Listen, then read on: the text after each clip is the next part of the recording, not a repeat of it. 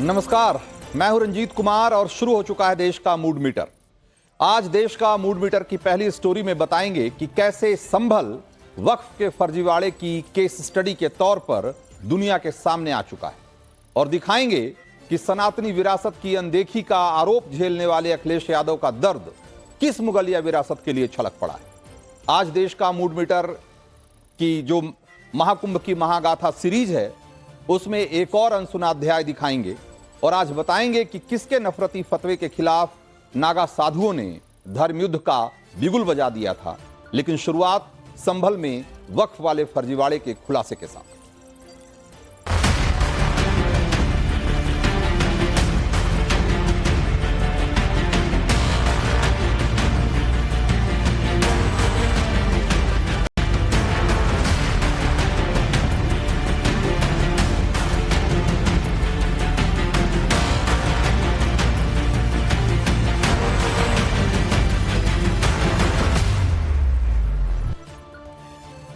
तो आज हम भूमाफिया वक्फ के संभल कांड को डिकोड करेंगे। सोचिए, वक्फ बोर्ड ने संभल को ही अपनी संपत्ति घोषित कर दिया। इतना ही नहीं, प्राचीन कल्कि मंदिर यानी कि जिस जगह के बारे में यह मान्यता है कि वहीं कल्कि अवतार होने वाला है, उसे भी वक्फ बोर्ड अपनी संपत्ति बता रहा है, जिसका आधार है एक ऐसा वक्फनामा जिसे पुलिस ने फर्जी करार दे दिया है और एफआईआर भी दर्ज कर ली। आप वो वक्फनामा इस समय देख रहे हैं और ये मेरे हाथों में भी है और जिसके आधार पर संभल के 4 किलोमीटर के एरिया को वक्फ संपत्ति बताया जा रहा है, जिसमें सदर कोतवाली वक्फ की प्रॉपर्टी है, जिसमें प्राचीन कल्कि विष्णु मंदिर भी वक्फ की संपत्ति है। इस वक्फनामे के मुताबिक तो संभल का डाकघर, जिला अस्पताल, तहसील, कचहरी, नगर पालिका दफ्तर, यहां तक कि संभल का बाजार भी वक्फ की प्रॉपर्टी। यह वो वक्फनामा है जो संभल के एक बड़े इलाके पर वक्फ का मालिकाना हक का दावा करता है, लेकिन यह वक्फनामा फर्जी है। यह वक्फनामा पूरी तरह नकली है। इस वक्फनामे को कोई कानूनी मान्यता नहीं दे रहा और अब पुलिस झूठा वक्फनामा तैयार करने वालों के खिलाफ एफआईआर दर्ज करके एक्शन लेने की तैयारी में है। लेकिन इस वक्फनामे के फर्जी होने का सबूत क्या है, मैं आपको यह भी बताता हूं। तो सबसे पहला और सबसे बड़ा और सबसे मजबूत सबूत यह है कि 23 अगस्त 1929 को यह वक्फनामा अनरजिस्टर्ड था, यानी कि 50 रुपए के स्टैंप पेपर पर हुए इस वक्फनामे में संभल की जो संपत्तियां वक्फ की बताई गई है उसका कोई सरकारी रिकॉर्ड ही नहीं है। आप सोचिए कि जो सरकार के रिकॉर्ड में भी जो संपत्ति नहीं है उसे भी वक्फ कर दिया गया। ये वक्फ के नाम पर होने वाले घोटाले का इससे बड़ा सबूत और क्या हो सकता है। और दुनिया भर, देश भर में वक्फ के नाम पर जिस तरीके से संपत्तियों पर अवैध कब्जे जमाए गए, जिस तरीके से संपत्तियां हड़पी गई, उसकी एक वानगी भर है। और किस तरीके से वक्फ इस देश में सबसे बड़ा जमींदार बन गया, रेलवे के बाद, डिफेंस के बाद, ये कड़ी भी उससे जुड़ती है। दूसरा सबूत यह है कि वक्फनामे में वक्फ की जमीन में स्वामित्व का कोई जिक्र ही नहीं, यानी संभल की 4 किलोमीटर एरिया की जमीन को किसने वक्फ किया, इसका असली मालिक कौन है, इसका कोई अता पता नहीं। जबकि वक्फनामे में लिखा जाता है कि वक्फ की गई जमीन या संपत्ति, उसका असली मालिक कौन है और वो किस आधार पे उस संपत्ति वक्फ कर रहा है। और ये जो आरोप लगते रहे हैं इस देश में, और इस देश के कानून में बदलाव करके वक्फ बोर्ड को जो अधिकार दे दिया गया कि चाहे संपत्ति किसी की हो, लेकिन अगर कोई ये कह देता है, जिसे वक्फ बाय यूजर कहा जाता है, कि अगर उस संपत्ति पे कोई ये कह देता है कि ये संपत्ति कभी धार्मिक पर्पस से, कभी मजहबी इस्तेमाल में लाई जाती रही है, तो वो ऑटोमेटिकली वक्फ की हो जाती। बहुत मुमकिन है कि इसी तरीके से, यही फर्जीवाड़े से इस देश में तमाम संपत्तियों पर कब्जा किया गया और इस संभल में भी उसी तरीके से ये जो संभल के पूरे इलाके को वक्फ बताया जा रहा है, उसका आधार भी बहुत मुमकिन है कि यही हो। अब तीसरा सबूत, इसको भी देखिए। वक्फनामे में संभल की हजारों बीघा जमीन का बैनामा करने वाले मोहम्मद समद की संपत्ति का कोई ब्यौरा नहीं है।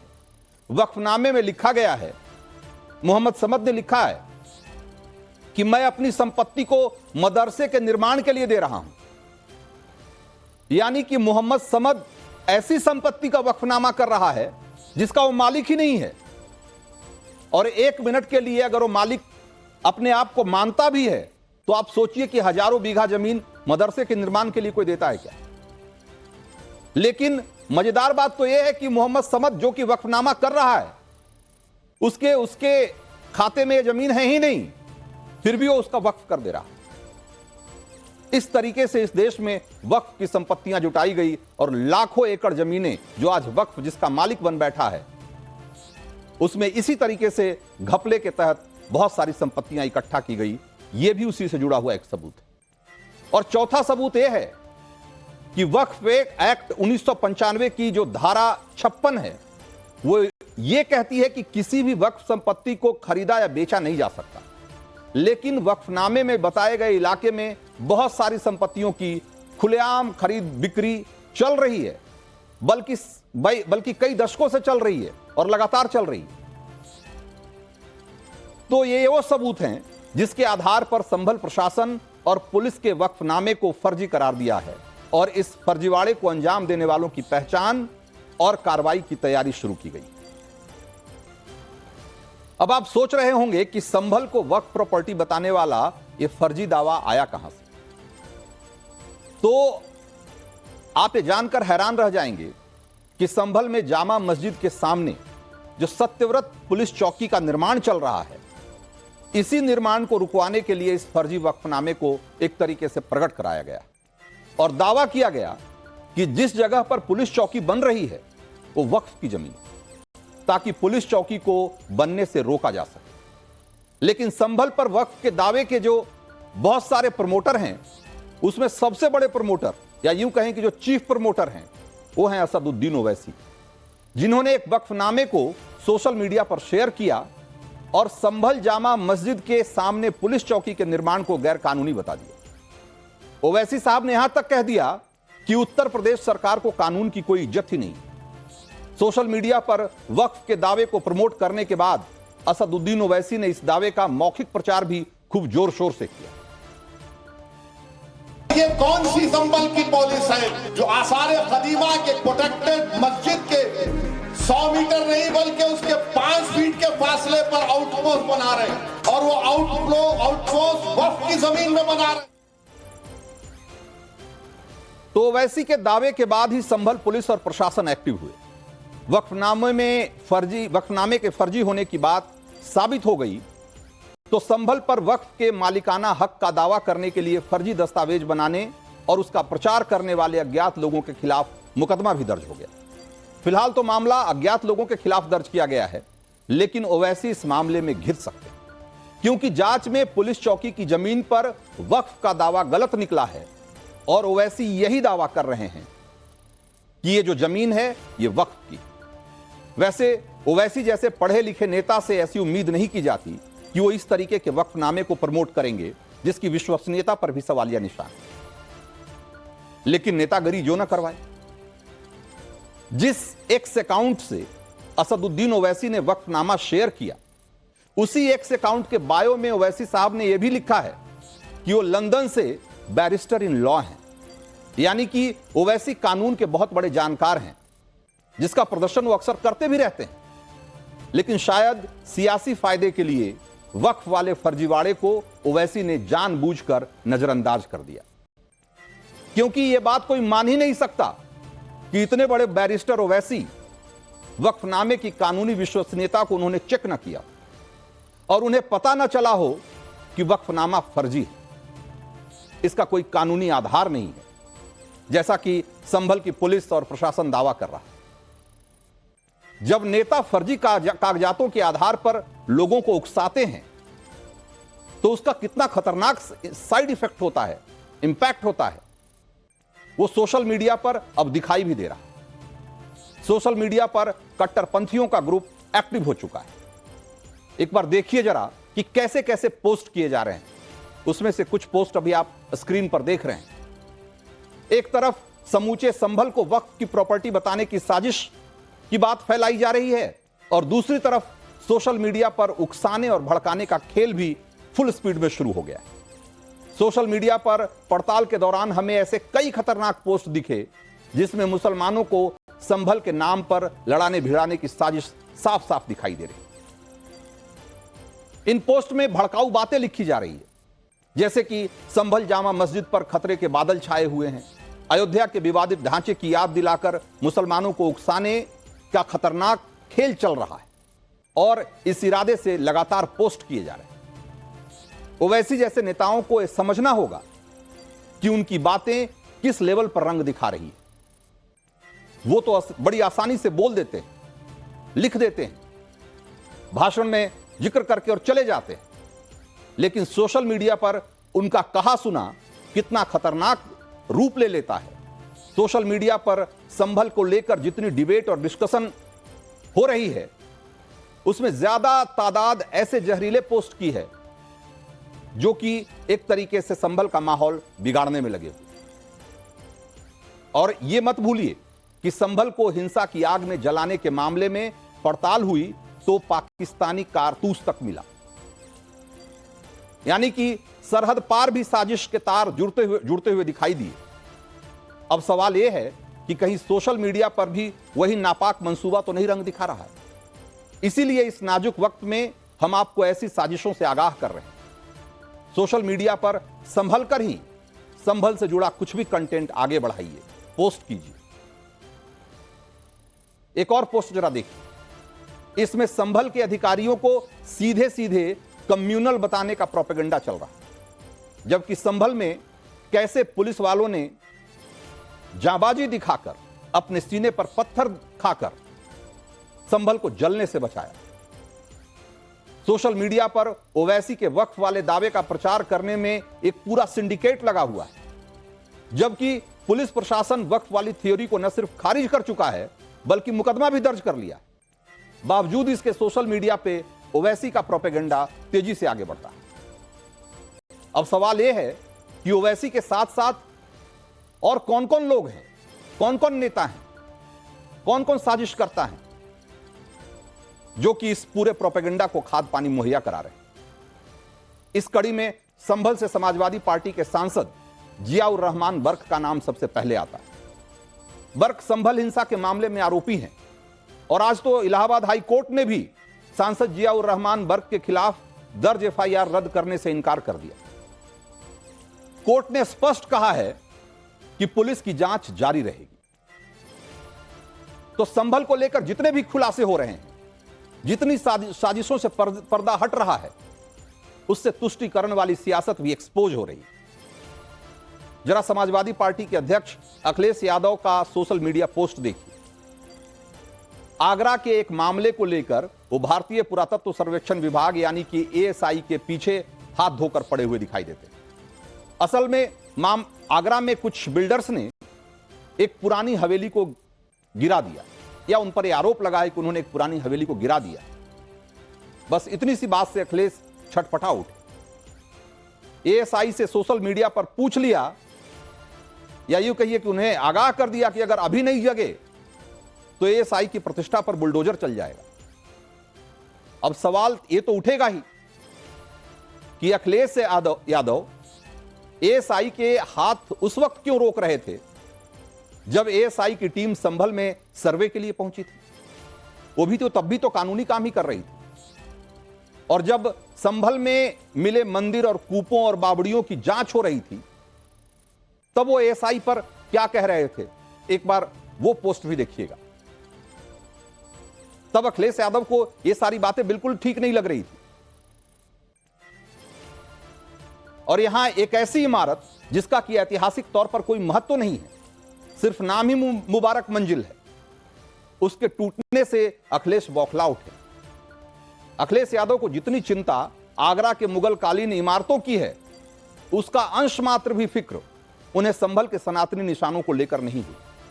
अब सवाल तो उठेगा ही कि अखिलेश को मुगल विरासत की इतनी चिंता क्या सिर्फ इसलिए होती है क्योंकि यह उनके वोट बैंक की राजनीति से जुड़ता है, और वो सनातनी प्रतीकों और सनातनी गौरव की बात इसलिए नजरअंदाज कर देते हैं क्योंकि उसमें उन्हें वोट बैंक का मामला नहीं दिखाई देता। ये वो सवाल हैं जिसका देर सवेर जवाब अखिलेश यादव को देना पड़ेगा। तो देश का मूड मीटर में वक्त है महाकुंभ की महागाथा का, और आज हम आपको इस सीरीज में दिखाने जा रहे हैं नागा साधुओं की एक और अनसुनी शौर्यगाथा।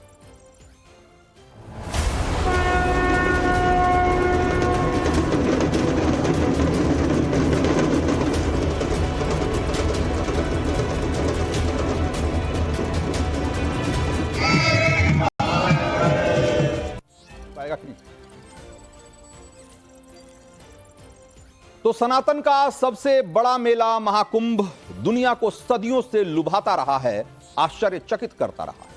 भारत आने वाले अपने दौर के बड़े विदेशी यात्रियों ने प्रयाग में संगम के किनारे होने वाले इस सनातनी जुटान का जिक्र अपनी किताबों में भी किया है, और सनातन के प्रति भारतीयों की गहरी आस्था को इस दौरान उन्होंने करीब से महसूस भी किया। महाकुंभ से जुड़ी यही आस्था उन सुल्तानों को खटकती रही जो भारत में तलवार के जोर पर अपनी बादशाहत कायम की, और उसके बाद यहां की धार्मिक आस्था पर चोट करने में जुटे हुए थे और भारत की सनातनी पहचान को खत्म करने का सपना देख रहे थे। तो देश का मूड मीटर के महाकुंभ नागा सीरीज में आज मैं 355 साल पुराना वैसा ही एक अनसुना अध्याय खोल रहा हूं, जब हिंदुओं पर जजिया टैक्स लगाने वाले मुगल बादशाह औरंगजेब ने महाकुंभ मेले पर बुरी नजर डाली। महाकुंभ स्नान पर रोक लगाने का फरमान जारी कर दिया था। औरंगजेब के इस फरमान से हिंदू आबादी डरी हुई थी। तब महानिर्वाणी अखाड़े के नागा योद्धाओं ने इसे चुनौती की तरह स्वीकार किया और दिल्ली दरबार से जारी शाही फरमान को फाड़कर आग के हवाले कर दिया।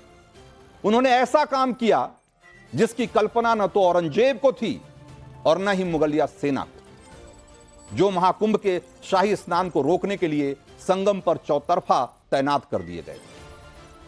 महानिर्वाणी अखाड़े के शौर्य से जुड़े इस अध्याय की चर्चा आज आपके सामने इसलिए कर रहा हूं क्योंकि इस अखाड़े के नागा साधुओं ने महाकुंभ स्नान के लिए आज ही प्रयागराज में नगर प्रवेश किया। और ये तस्वीरें जो अभी आप देख रहे हैं स्क्रीन पर, ये आज उनके नगर प्रवेश की तस्वीरें हैं। महानिर्वाणी अखाड़े के 67 महामंडलेश्वर और उनके 2000 से ज्यादा नागा सन्यासियों ने ओम नमो नारायण और हर हर महादेव का जय घोष करते हुए अपनी पेशवाई निकाली। प्रयागराज के लोग फूल बरसाकर उनका स्वागत करते थे।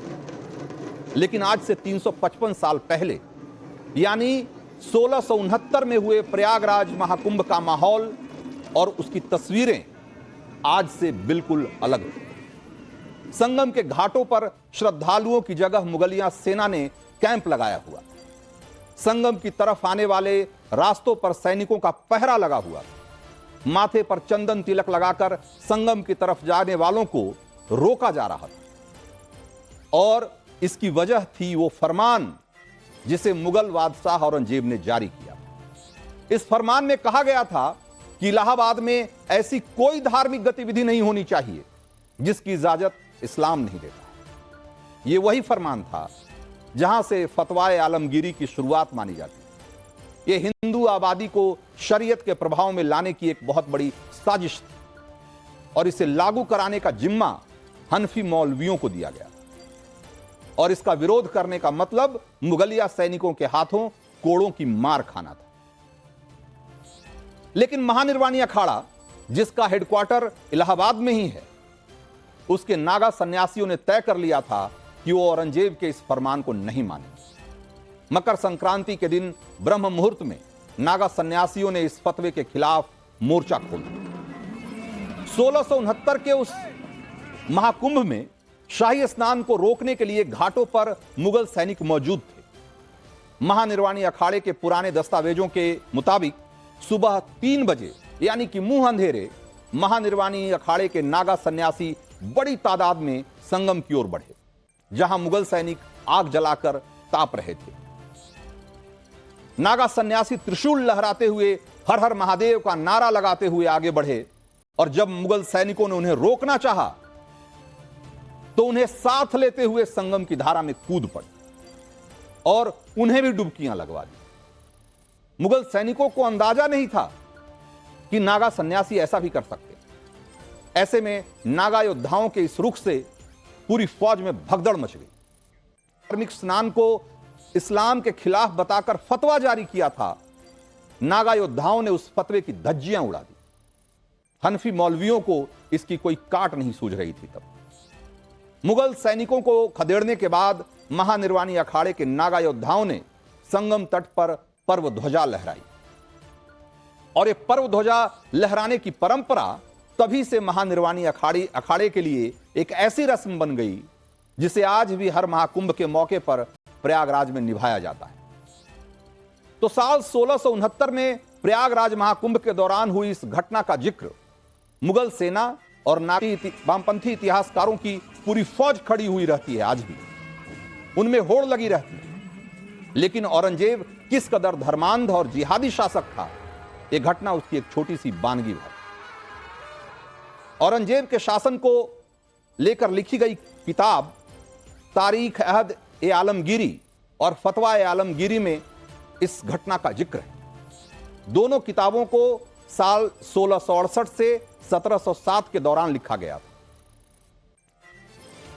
1669 के महाकुंभ में नागा योद्धाओं ने जिस तरह मुगलिया फरमान को खारिज किया, मुगल सेना को जिस तरह से छकाया, उस पर औरंगजेब बहुत बुरी तरह बौखला उठा था। कहा जाता है कि इसी के बाद औरंगजेब ने वाराणसी में काशी विश्वनाथ मंदिर पर हमले का प्लान बनाया, क्योंकि काशी विश्वनाथ मंदिर की सुरक्षा का जिम्मा उस समय महानिर्वाणी अखाड़े के पास था और उसके नागा वहां योद्धा के तौर पर तैनात रहते थे। 1669 के प्रयागराज महाकुंभ की उस घटना को औरंगजेब लंबे समय तक नहीं भूल पाए। उस घटना के 10 साल बाद 1679 में प्रयागराज में उसी इलाके में हरित मस्जिद बनवाई जहां महानिर्वाणी अखाड़े का मुख्यालय है, जिसे आज दारागंज के नाम से जाना जाता है। महानिर्वाणी अखाड़े के नागा योद्धाओं ने अपनी खीज मिटाने के लिए औरंगजेब इन नागा साधुओं से जो उसकी खीज थी वो मिटाने के लिए औरंगजेब ने ये सारी चीजें। महाकुंभ नागा सीरीज में हम इतिहास के ऐसे तमाम अध्याय आपके सामने लेकर आ रहे हैं जिसे इतिहास की किताबों से फाड़कर फेंक दिया गया, लेकिन जो इस देश में सनातन के संघर्ष और उसके प्रतिरोध का जीता जागता उदाहरण है, और जो उस प्रतिरोध की परंपरा का एक तरीके से एक सिलसिला दिखाता है जिसके तहत इस देश में हिंदुत्व और सनातन को बचाया जा सका। लेकिन इसका जिक्र इतिहास में कहीं नहीं मिलता। इसीलिए मैं आपसे अपील करता हूं कि सनातन के पराक्रम, उसके गौरव, उसके शौर्य को दर्शाने वाली इन महागाथाओं को आप सहेजिए और ज्यादा से ज्यादा शेयर करिए, ताकि आप अपने इतिहास के उस चैप्टर से वाकिफ हो पाएं जिसे आपसे छिपाया गया, जिसे आपको बताया नहीं गया। तो आज देश का मूड मीटर में वक्त इतना ही है।